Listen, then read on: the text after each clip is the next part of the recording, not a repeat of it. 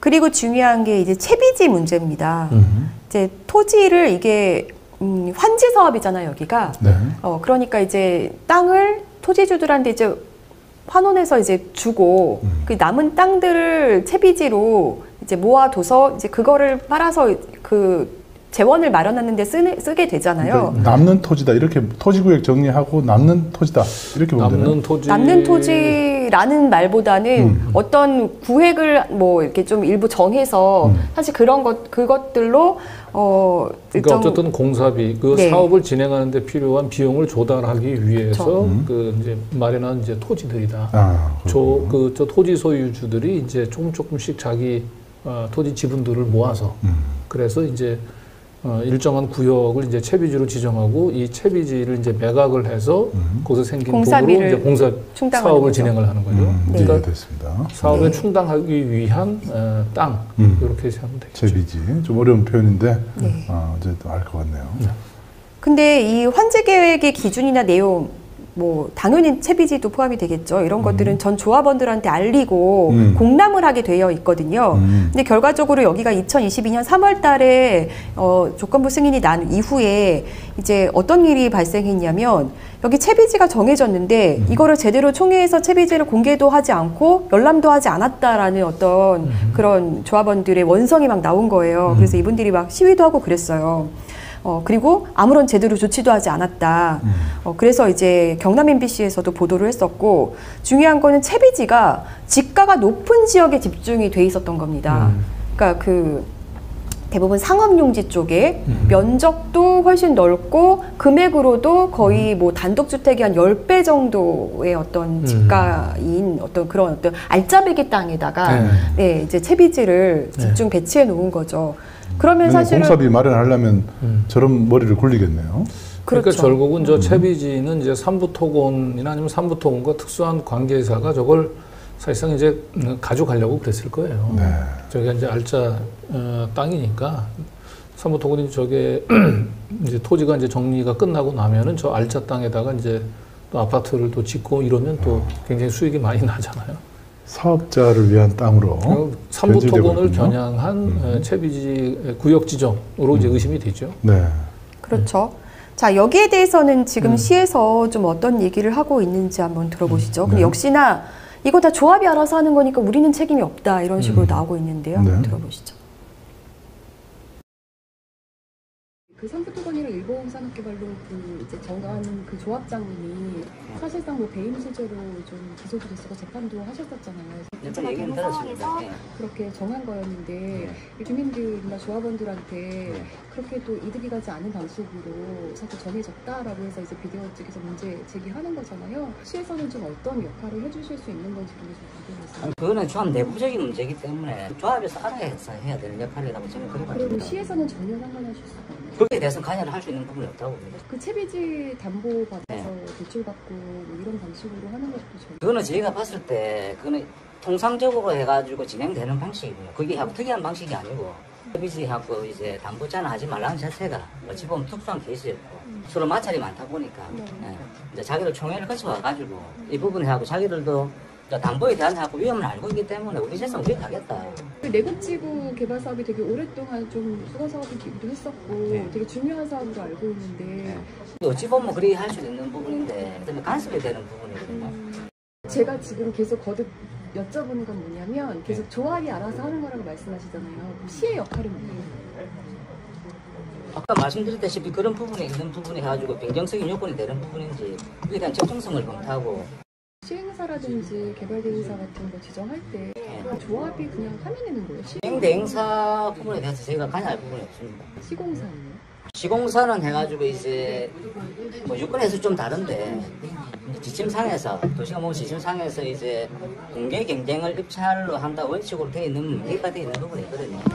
근데 이제 국토부 유권 해석을 찾아보면은 조합 정관에서 이제 정해지면은 정관에 따라서 하는 게 맞다는 부분도 있고 이제 지침 따라 공개 경쟁해야 된다는 경우도 있고 이렇든 저렇든 저희가 이제 예전에 이루어진 행위고 거기에 따라 가지고 감사 결과가 나왔기 때문에 저희가 다시 해가지고 이걸 뭐 행정 조치를 할 수 있는 부분 자체가 안 되거든요. 그 전 조합장님을 왜 삼부토건이랑 수의계약을 그렇게 내주셨을까요? 그거 혹시 안 물어보셨어요? 지금 조합장님 다 바뀌어버렸는데. 그러니까 전 조합장님한테 혹시 안 물어보셨어요? 물어보지는 않았습니다. 물어보지 않으셨어요? 아, 또 궁금하진 않으셨어요? 저희가 되돌리시는 것 같으면은 그걸 하겠는데. 근데 조합원들이 피해를 입을 수도 있는 건데 근데 어찌 보면 뭐 그렇게 생각을 할 수는 있는데 그거는 조합원들 몫입니다. 조합이랑 그러면은 시가 좀 부착됐다. 그래서 이런 좀 의심도 나오는 것 같아요. 그리 말씀하시면 저희가 드린 말씀이십니다. 근데 채비지를 담보로 이제 대출받아서 그걸 이제 해주는 거다 보니까 이제 조합원들한테 만약에 이제 뭐 피해가 돌아갈 경우에 그런 경우에 시가 해줄 수 있는 건 없나요? 저는 없습니다. 네. 굉장히 좀 무책임하죠. 네. 네, 우리는 해줄 수 있는 게 없다. 만약에 손해를 보더라도 본인들이 선택해서 본인들이 하는 거다. 근데 지금 이 과정에서 비대위의 어떤 민원이라든지 문제 제기는 다 배제가 되고 있는 거예요. 네. 조합이 이렇게 해서 총회 열어서 가져와서 자기 재산을 이렇게 하겠다는데 내가 어떡하냐. 이런 얘기거든요. 관리 감독이라는 권한도 있지 않습니까? 그래서 제가 그런 얘기했어요. 아니 저희 집에 도둑이 들어서 경찰에 신고했는데 경찰이 마치 네가 분단속 안 해서 그런 건데 나한테 신고하면 어떡하냐 이런 느낌이라고. 네. 네. 근데 이 채비지 담보대출이라고 하는 게 이제 왜 문제가 있냐면은 이제 채비지 같은 경우는 아까 이제 그 사업에 필요한 비용을 충당하기 위한 땅이라고 얘기를 했잖아요. 네. 조합원들 지분들을 다 이제 모아서 만든 땅인데 이 땅이 만약에 사업이 잘 진행이 되면 모르겠는데 담보대출을 받아갔는데 사업이 잘 진행이 안 되고 장기 진연된다고 얘기한다면 어떻게 되겠습니까? 그 담보대출에 따른 이자 부담이 그대로 조합원들이 부담을 해야 되고요. 또 자칫해서 이제 제대로 그 원금이나 이자를 상환하지 못하게 되면 이게 경매에 들어가요. 네. 그래서 헐값에 매각이 될 가능성도 매우 높아요.